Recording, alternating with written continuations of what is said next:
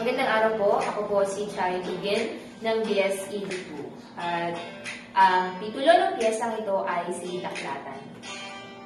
Naway inyong magustuhan. Si Daklatan kung tawagin, kalaman ng Siyanghain, tataba, ang utak at kikintab na parang taba. Silid na may apat na sulok at himalayang magmukmo kaysa naman samahan mo siya. Siya, nagmuporma lang din naman sa iba. Sa silid na ito, istante na kahilera at dito nakasalansan ang mga aklat ng kaalaman, karunungan. Karunungan iyong kailangan ng pagiging mangmang. Ang pagiging mangmang ay maiwasan. Isipin mo, pag-asa ka man din ng bayan. Narito ka upang matuto kung kaya ano ba bang hanap mo?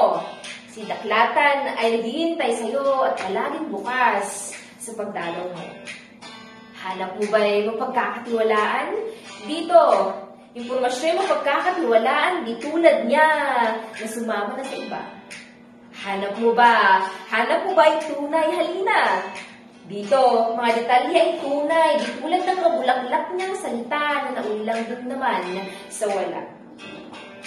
Si Daklatan kung tawagin, kaalaman ng Siyanghain, tataba ang utak at kikintab na parang tabak. Tabak na kailangan sa pang-araw-araw na pagtahak. Kaalamang ibibigay ay siksik kailangan sa bawat pagsusulit. Ano pa bang inaantay mo?